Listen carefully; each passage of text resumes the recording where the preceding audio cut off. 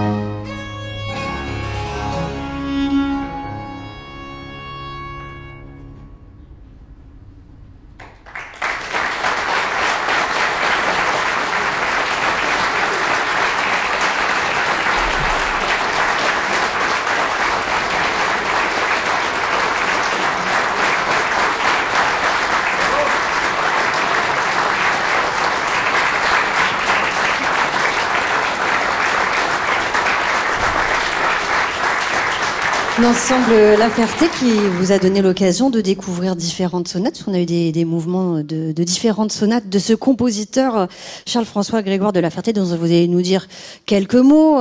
Peut-être Paulo Casrillo, qui était ce compositeur, d'où vient-il? Parce qu'on l'entend quand même très rarement. C'est pas la première fois qu'il sera enregistré, parce qu'il y a un disque prévu. Qui est sorti en Italie, mais en tout cas pour ce qui est de la France, c'est vraiment le tout premier enregistrement, donc tout à fait inédit, et en plus joué par des artistes qui ont été formés en France avec les dernières recherches autour du style, d'interprétation, etc.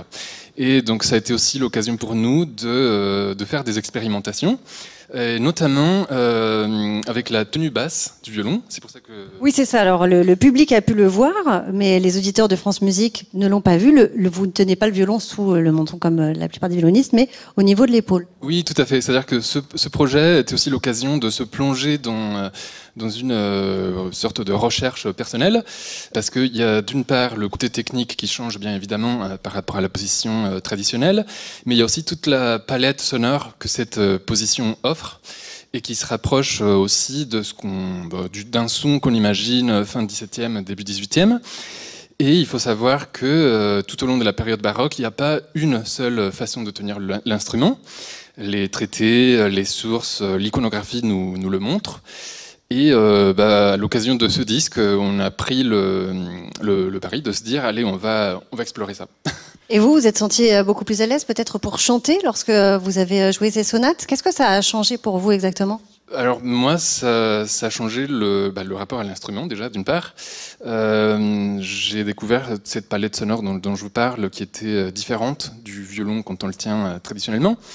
Et parallèlement, j'ai eu la chance de pouvoir accompagner des cours de danse baroque, avec Irène Ginger notamment. Et c'est lors de ces cours que je me suis rendu compte qu'en fait, cette tenue a vraiment un intérêt, parce qu'elle permet de marquer très clairement les appuis des danseurs. Et voilà, en fait, c'est là où le mot « accompagner » prend tout son sens. Les cours de danse, vous avez pris des cours de danse baroque, c'est ça, avec les autres musiciens de l'ensemble? Dites-nous pourquoi. C'est-à-dire que la danse devrait faire partie intégrante et obligatoire de la formation d'un musicien qui se spécialise en musique ancienne, parce que ça nous donne vraiment des pistes pour la musique, et notamment dans le cas de l'enregistrement de ces disques. Et pour nous, c'était essentiel de collaborer avec des danseurs, d'expérimenter aussi, de leur faire danser cette musique. Et c'est là où on s'est rendu compte quand même que La Ferté a été un peu loin dans cette espèce de laboratoire qu'il nous propose, parce que c'est une musique qui est à mi-chemin entre la tradition française, donc héritage de Lully, mais cette musique, elle regarde aussi vers l'Italie. Ça, c'est évident. Et c'est pour ça que dans la plupart des pièces, on trouve des phrases très longues, très chantées, très vocales, mais elle garde quand même son essence française, c'est-à-dire l'héritage du XVIIe, donc la danse, quoi. Alors, en tout cas, ce qu'on a vu aussi, c'est que vos camarades de l'ensemble, en continuiste, tout ce qui est de la basse continue, c'est extrêmement bien écrit, c'est extrêmement virtuose. Vous n'avez pas que le premier rôle, hein, Paulo Casrillo. Tout à fait, et c'est aussi pour ça qu'on a été charmé par cette musique, et c'est d'ailleurs sa particularité, c'est que la partie de la basse continue est vraiment très fournie, très riche, et ça permet des véritables échanges basse et dessus, dialogue en permanence. Et d'ailleurs, comme souvent dans les sonates françaises pour violon, la partie de la viole de gambe va aussi s'émanciper de son rôle de continuo. Et c'est pour ça que dans l'allemande que vous avez entendue en deuxième, on a décidé aussi d'explorer, de s'aventurer dans l'écriture d'une contrepartie, donc pour la viole. Et dans la dernière sonate, La Ferté nous a écrit de sa plume, du coup, un récit de basse. Voilà, donc c'est vraiment étonnant, quoi. Un petit mot rapidement sur un festival auquel vous êtes associé? Oui, tout à fait. L'ensemble est rattaché à l'association Cavrosard, qui est en Vallée de Chevreuse. Cette année, on va donner notre 3e édition d'un festival de musique ancienne qui est parrainé par Pierre Entaille et qui aura lieu du 4 au 6 juillet donc 2025, et dans un lieu magique qui est le Musée national de Port-Royal des Champs, qui va également fêter sa réouverture. Et donc vous aurez 3 jours de spectacles magiques entre musique, théâtre baroque et puis aussi opéra pour clôturer le tout. Merci beaucoup Paulo Casrillo, et donc l'ensemble La Ferté et ce disque, évidemment, on suivra sa sortie très bientôt sous le label Parati. Oui, exactement, donc la sortie est prévue pour juillet, sa sortie physique, et puis on vous tiendra au courant pour la date du concert de présentation du disque, donc restez attentifs. Bon, voilà, vous avez compris, vous restez attentifs, c'est un ordre. Merci beaucoup à vous.